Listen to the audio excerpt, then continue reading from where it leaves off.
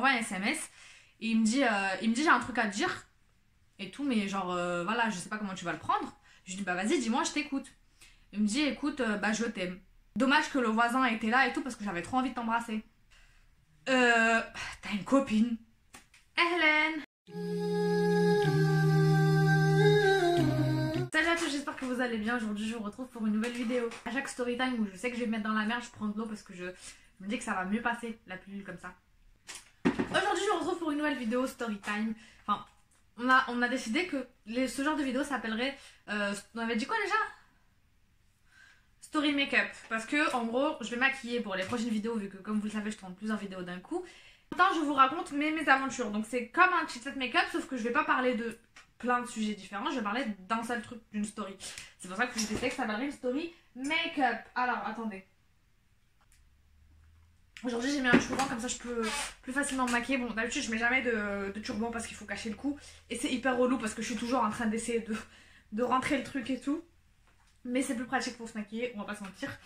J'étais bizarre comme ça, mais c'est pas grave, au moins comme ça mon cou est caché. Par quoi commencer? Commençons par le concealer. Déjà c'est encore une fois toujours le même. Il vient de chez MAC et c'est le MC30 et il m'en reste presque plus. Et je m'applique toujours ça au doigt parce que j'ai... ça tremble. Mais je sais pas où il est. Et j'ai des pinceaux mais j'ai pas ce qu'il faut. Donc en vrai le mieux c'est les doigts. Alors go.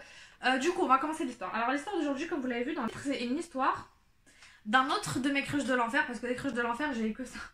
Je crois, bah sinon en vrai j'étais tellement une fille qui voulait prévoir à l'avenir et être sérieuse depuis le plus jeune âge que si j'avais eu un vrai crush d'un mec correct, bien dans la religion et gentil, bah je me serais mariée avec lui. Mais comme du coup je suis pas tombée sur la bonne personne, je suis tombée que sur des vieux mecs. Et bah du coup c'est pour cette raison que j'ai eu que des crushs de l'enfer. Et la seule personne où il y a vraiment eu quelque chose c'est mon mari. C'est quand même mignon. J'aimerais qu'on fasse du violon là. Faites-moi du violon, ça va me faire plaisir.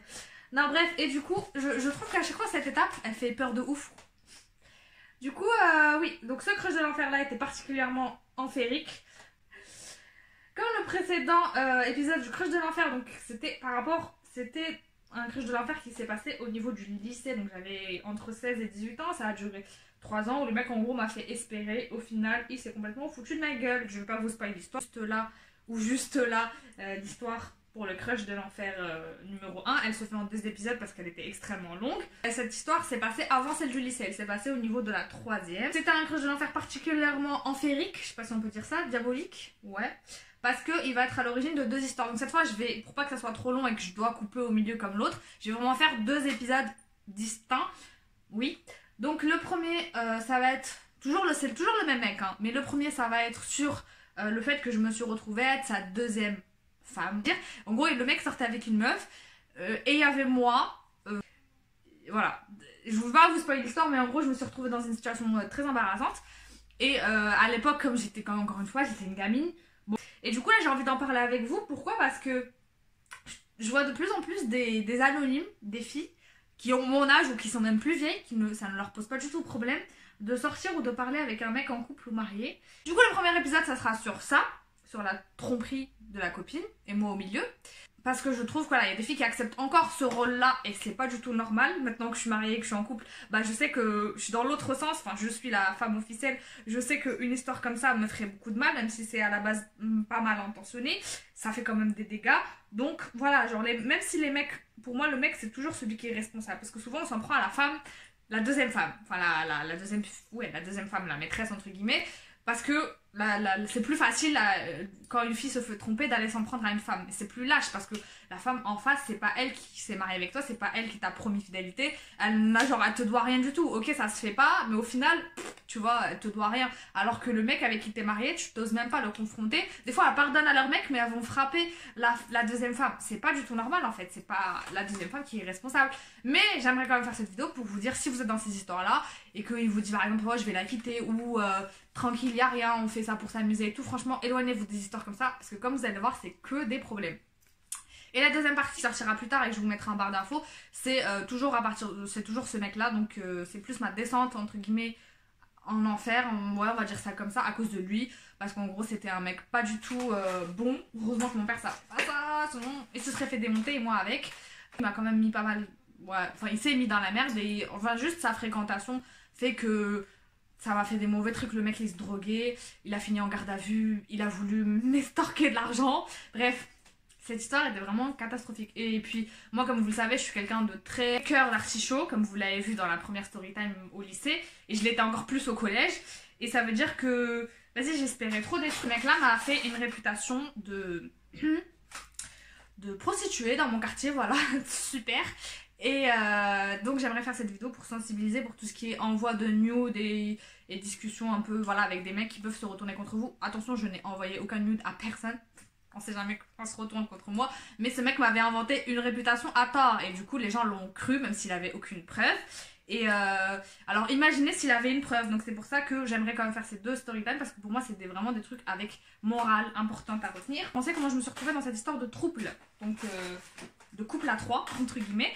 L'histoire c'est que en fait ce mec là on va l'appeler, comment on va l'appeler, on va l'appeler Théo. Je l'ai connu en fait tout simplement, c'est un mec de mon quartier et je l'ai connu toute petite en fait, on était dans la même classe en primaire, donc je l'ai connu, j'avais même pas 10 ans. Et petite anecdote, après j'arrête parce que la vidéo est déjà longue, mais petite anecdote c'est que bah, je l'aimais déjà bien beaucoup, enfin beaucoup quand même, c'était en primaire donc il n'y avait pas de vrai amour, oh là là. Même au collège en vrai c'était pas un vrai amour, j'étais juste aveuglée, mais bon on va dire, en primaire c'est vraiment, t'as compris, genre tu te dis c'est mon amoureux. Et ce mec là, donc je l'aimais bien en secret, mais lui je crois qu'il s'en foutait de ma vie. Il aimait bien, il préférait les petites blondes, moi j'étais brune avec des lunettes. Du coup pour le blush j'ai utilisé la palette Huda, bon on voit pas très bien en vrai, mais c'est la palette Huda 3D, enfin c'est une palette d'highlighter à la base mais dedans il y a un blush pailleté, la paupière, n'importe. Ah oui la palette pardon, je fais mal mon travail, c'est la Jaclyn Hill, elle est trop bien cette palette. On était dans la même classe, blablabla. Oui une fois, comme je vous disais je l'aimais secrètement, moi j'ai toujours aimé des gens secrètement sans jamais leur dire des trucs, c'est ça qui me met dans la merde en fait. Et du coup une fois quand j'étais en primaire, du coup j'étais dans sa classe. Et il m'avait jamais adressé la parole de sa vie, ce mec. Et la seule fois où il a décidé de m'adresser la parole, sachez que je m'étais fait casser la dent, celle-ci, par ma soeur. C'est-à-dire, elle est cassée. Là, j'ai un très bon dentiste qui m'a heureusement, enfin, qui m'a coûté bonbon à moitié, parce que j'ai été prise en charge par la mutuelle, heureusement, parce que sinon, ça allait être compliqué. Mais en dessous de ma dent, je vous ferai peut-être une histoire de comment ça s'est passé, mais en dessous de ma dent, il n'y a rien, il y a un trou, ça veut dire que je serais édentée, tu vois. Et du coup, le jour où ça arrivait, ma soeur m'a cassé ma dent, le lendemain, je suis allée à l'école. J'avais pas encore eu le temps d'aller chez le dentiste parce que c'est arrivé le soir et ma mère elle m'a pris rendez-vous pour le jour même pour ah ça fait trop pas été. Je pensais que ça allait être neutre mais sinon c'est hyper révisé. Bon c'est pas grave. Du coup j'avais rendez-vous, c'était un vendredi, j'ai pile poil chez le dentiste ce jour-là et du coup je devais rester toute la matinée avec ma dent cassée. Et le mec comme par hasard il a décidé de me parler ce jour-là, je sais pas pour quelle raison, en plus en primaire on se calcule pas les garçons et les filles. Je crois qu'il m'a juste dit ça va et tout et moi j'avais fait J'avais pas répondu parce que dès que j'ouvre la bouche, ça se voit, c'est ma première dent. Enfin, c'est devant, c'est pas genre derrière, tranquille, personne ne le sait. Et du coup, j'ai fait de cette phrase, pourtant j'avais 8 ans, et il m'avait dit, ouais, tu sais, c'est mal poli de pas répondre quand on te pose une question. Du coup, c'est resté, il a jamais. Enfin, après, plus tard, quand je lui ai parlé, je lui avais dit que c'était à cause de ça. Mais je crois qu'il se rappelait plus cette histoire. J'ai perdu contact après parce que moi, en primaire, j'étais dans ma ville d'origine. Ensuite, comme ça s'est très mal passé dans ma primaire, j'ai été harcelée, comme je vous l'ai déjà dit. Et je vous ai dit qu'une fois peut-être je vous ferai une story time, mais je suis pas encore prête psychologiquement à le faire parce que je commence par les histoires drôles même si c'est cocasse et après on verra pour les histoires sérieuses, mais pour l'instant je suis pas prête à raconter des trucs vraiment dramatiques. Bon c'est pas non plus, voilà, il y a des gens qui ont subi pire mais c'est quand même pas drôle. À la suite de ça j'ai dit lors des questions que je reste dans ma ville d'origine parce que je n'ai pas ces gens là et j'ai dit je vais partir faire mes études à Paris. Donc j'ai fait mes études, moi tout mon collège et tout mon lycée à Paris. J'ai perdu contact avec cette personne-là, avec tous les gens de mon primaire, parce que je voulais plus du tout avoir affaire à eux. Après, lui, il m'a absolument rien fait, enfin en tout cas quand j'étais en primaire. Mais juste, voilà, j'ai perdu contact avec ces gens-là. Et au collège, je sais même plus comment, je sais même pas comment, en vérité, la première fois ça s'est fait. Aucune idée comment je l'ai recontacté ou comment il m'a recontacté. Je pense que c'est moi, grosse forceuse que je suis, ça doit être moi. Je pense que ça s'est fait par Facebook à mon avis.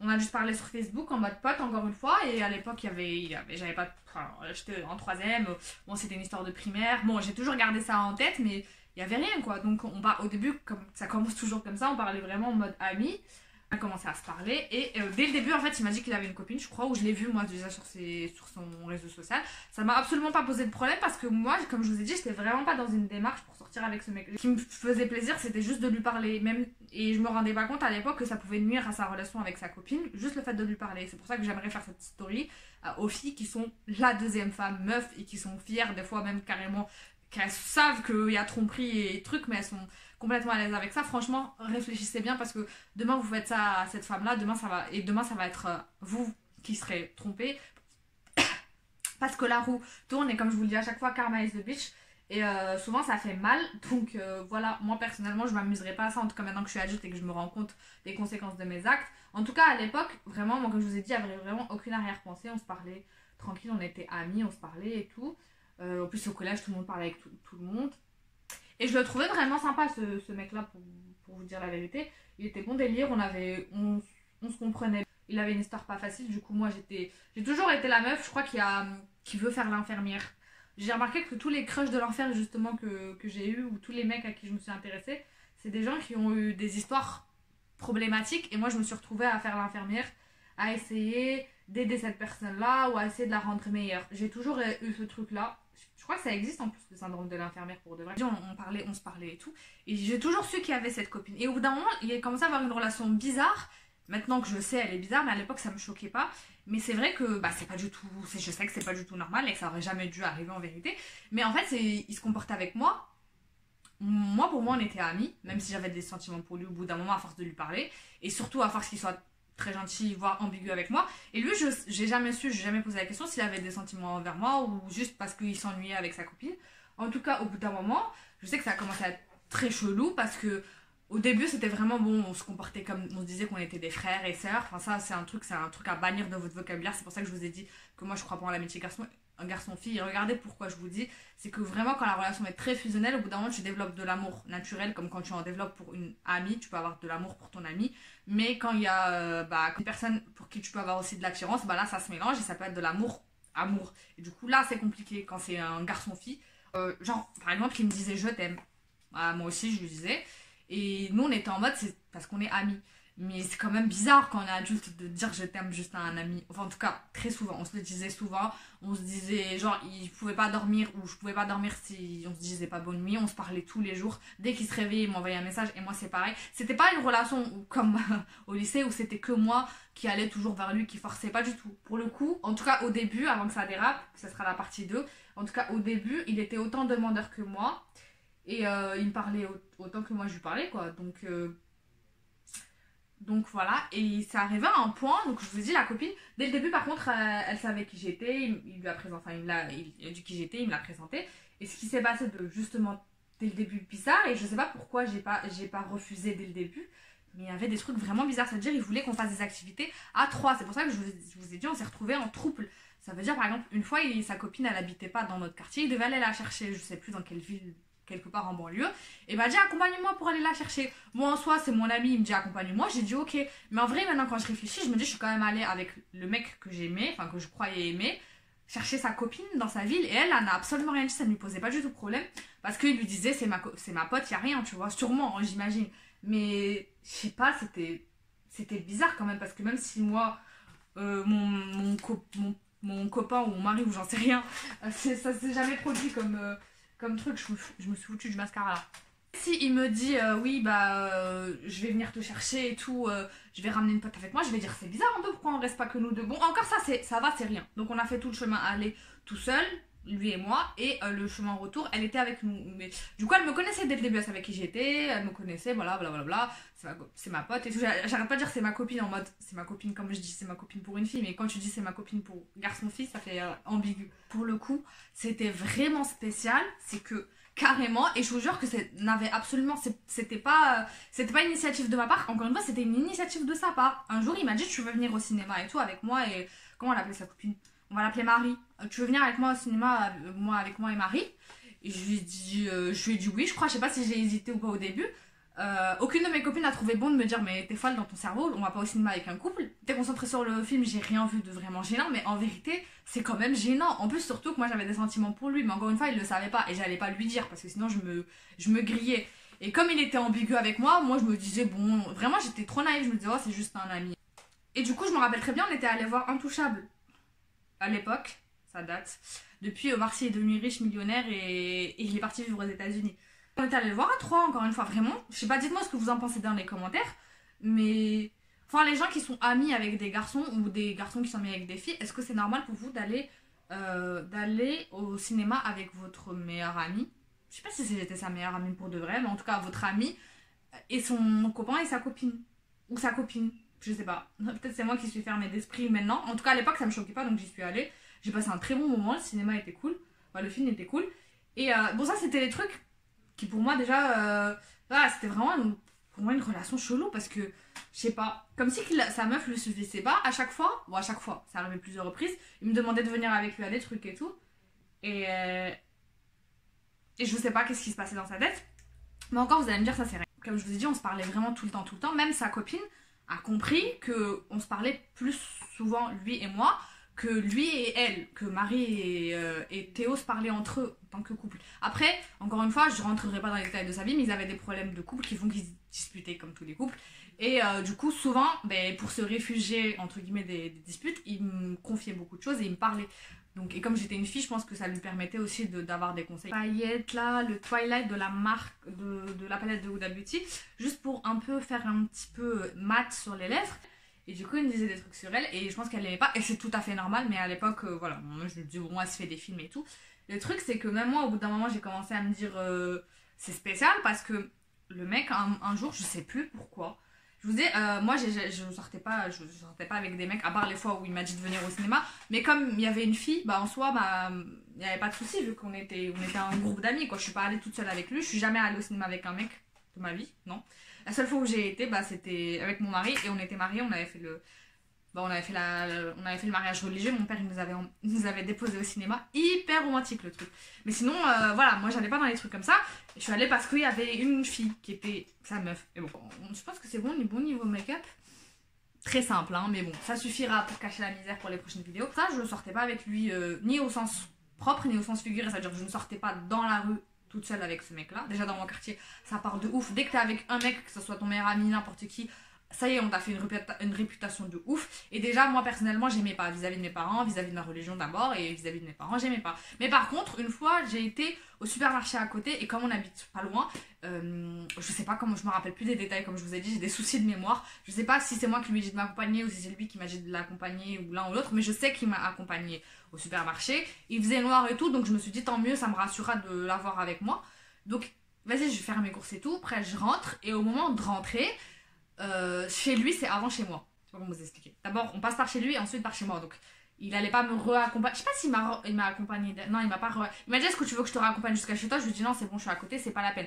Donc, je lui ai dit au revoir devant chez lui, dans le but de me tailler et de rentrer chez moi. Sauf que, j'ai senti, je vais faire la meuf 1, je savais pas, comme dans les films. Franchement, j'ai senti, vous savez, le moment gênant dans les films ou dans les séries où tu sais que le mec il veut embrasser la meuf, tu sais qu'il y a un moment de blanc, tu vois. Et moi j'étais en mode purée, j'espère que c'est pas ce que je pense. Donc il me regarde dans les yeux, et, il me regarde quand même insistement, je dis qu'est-ce qu'il a, et il fait rien, donc il a rien fait, donc je me dis bon tant mieux, je lui dis bon allez salut, j'y vais, et je rentre chez moi. Sauf qu'en rentrant chez moi, je reçois un SMS de Théo et il me dit dommage que le voisin était là et tout parce que j'avais trop envie de t'embrasser. T'as une copine? Je suis musulmane, je ne sors pas. Et il le savait en plus que je sortais pas avec les garçons. Réveille-toi. Bref, je sais même pas ce que je lui ai dit, mais me connaissant, j'ai pas dû être ferme avec lui. J'ai pas encore une fois faire la meuf et dire ah non, mais je lui ai dit que c'était très grave, j'ai pas fait la morale ou quoi, je sais même pas, j'ai dû rigoler. Parce que ça s'est plus jamais reproduit, il m'a jamais touché, ni contre mon gré, ni avec mon gré de toute façon. Mais juste que cet épisode-là était chelou parce qu'il était avec sa copine à ce moment-là. Et que ça allait à ce moment-là encore bien, donc je sais pas. Et ça a commencé à être de plus en plus bizarre. Parce que, voilà, au point où sa copine, quand elle avait plus de nouvelles de lui, elle m'envoyait des SMS, elle me dit ouais, est-ce que tu parles avec Théo, est-ce que tu as des nouvelles de lui? Et encore une fois, ça sera la partie 2, mais il a eu des problèmes avec la justice au bout d'un moment, donc toutes les deux on n'avait pas de nouvelles parce que tout simplement il était en garde à vue le mec. Souvent elle me disait, ça me mettait mal à l'aise parce qu'elle me disait est-ce qu'il te répond, parce que moi il me répond plus depuis une journée entière, et moi le mec je lui parlais en ce moment même, tu vois, et j'allais pas dire à la meuf si il me parle. Et ce qui s'est passé aussi de hyper ambigu, c'est que moi et la fille, je vais pas dire qu'on est devenus copines, mais on se parlait aussi souvent, et du coup c'est hyper malsain parce que je me suis retrouvée vraiment à l'intérieur du couple, elle se plaignait de lui, et lui se plaignait d'elle, et en même temps lui il tentait des trucs truc avec moi, mais j'ai jamais su jusqu'à maintenant, est-ce que vraiment elle avait des sentiments ou juste il se faisait chier, parce qu'il y a des mecs qui se font juste chier. J'étais la première meuf qui était sous sa main, je sais pas, ou peut-être qu'il a senti, je pense aussi qu'il a senti que j'avais des sentiments pour lui, donc peut-être qu'il a voulu en jouer, je sais pas. Qu'est-ce qui s'est passé par sa tête ce soir-là. En tout cas, heureusement qu'il m'a rien fait. Enfin, heureusement, oui, parce que c'était de la merde en vrai. Je vais pas me faire embrasser par un inconnu. Enfin, pas un inconnu, mais j'aime pas. Moi, j'aime bien que tout soit bien clair, mariage, vrai, officiel. Je sais pas si vous voyez ce que je veux dire. Au moins quelqu'un d'officiel. Pas genre le mec il a une meuf. Moi, j'aime pas les trucs comme ça. Et depuis que je suis jeune, déjà, c'était pas mon délire. Même si je parlais avec lui parce que c'était mon ami, encore une fois. Et que j'avais des sentiments pour lui. Mais je me rendais pas compte à quel point ça pouvait être ambigu, je pense. C'est ça le vrai problème. J'étais trop dans un monde parallèle. Et bref, et du coup, il y a eu cette fois-ci, donc comme il a essayé de m'embrasser, et puis souvent il répondait pas à sa copine, moi il me parlait tout le temps. Franchement, on parlait tous les jours, on était comme ça, hyper fusionnels. On se parlait beaucoup, il me confiait tout, il me confiait même des trucs qu'il confie, je pense même pas à personne, et on était très proches. Au bout d'un moment, en fait, avec sa copine, ça a cassé. Ouais, ça a cassé. Ils ont cassé, ils ont rompu. Et du coup, notre relation, elle a continué comme ça. Après, bon, dans la partie 2, vous verrez que comment ça s'est fini, comment ça a dégénéré. Mais en tout cas, ils ont cassé au bout d'un moment. Et à un moment, il m'envoie un SMS. Et il me dit j'ai un truc à te dire. Et tout, mais genre, voilà, je sais pas comment tu vas le prendre. Je lui dis, bah vas-y, dis-moi, je t'écoute.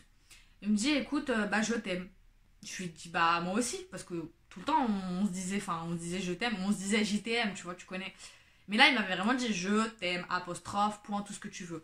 J'ai dit, bah, moi aussi. Après, il me dit, non, mais vraiment, genre, pas comme d'habitude, je t'aime vraiment, j'ai des sentiments pour toi et tout. Moi, je me suis trouvée conne parce que je me suis dit, attends, il me fait quoi? Alors, d'abord, il essaie de m'embrasser, il me ramène à ses dates avec sa copine, maintenant, il me dit qu'il m'aime alors qu'il est toujours avec la meuf. Tu vois, donc, moi, comme je vous ai dit, moi, depuis le début, j'étais pas dans l'optique de sortir avec lui et je ne veux surtout pas, et toujours depuis le début, depuis même très jeune, j'ai eu des principes, je pense que malheureusement, des adultes n'ont pas. Bon, il est hors des questions d'être la maîtresse de quelqu'un, donc je suis tout simplement, je sais plus ce que je lui ai dit exactement, mais je sais que je lui ai pas dit, quand il m'a dit que vraiment sérieux, je lui ai pas dit moi aussi, je lui ai dit ta copine et tout, enfin j'essaie de savoir, de gagner du temps en fait, je suis quelqu'un qui gagne du temps, donc je lui ai dit et ta copine et tout, blablabla, je lui ai pas dit moi aussi, j'ai pas dit on tente un truc, rien, je lui ai dit ta copine, pense à ta copine, arrête de faire n'importe quoi, enfin j'essaie de le raisonner, parce que encore une fois je jouais mon rôle d'ami parce que je comprenais pas ce qu'il me faisait, donc je lui dis blablabla, je résiste parce que contre mes sentiments, parce qu'il est hors de question de faire ça. Et à la fin, monsieur, il me dit quoi? Il me dit, en fait, c'était avec Marie, on s'ennuyait et tout, et on voulait tester nos potes, et du coup, on a fait ça. Et en fait, Marie, apparemment, était avec lui et m'aurait testé, ou l'aurait testé pour voir si j'avais des sentiments pour lui.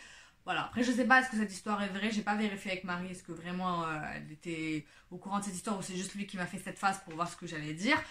Voilà, je sais pas, est-ce que vraiment ils ont testé les potes à Marie aussi, ou ils ont juste fait ça avec moi parce qu'ils avaient des doutes sur moi, mais sauf que la meuf, elle savait pas que lui aussi me faisait du rentre dedans. Après, bref. En tout cas, comment l'histoire s'est finie, c'est que je vais pas vous mentir, j'ai pas pris mes distances avec lui parce que c'était ambigu avec la meuf. Franchement, moi, tant que je gardais mes distances, je m'en foutais parce que pour moi, c'était vraiment un pote. Et même si les sentiments étaient là. Et après, comment ça s'est fini, bon, je vais pas vous spoiler la prochaine vidéo, mais en gros, c'est de juste brouiller lui et moi. Il s'est séparé de sa copine, il s'est remis avec elle, séparé plusieurs fois, bref.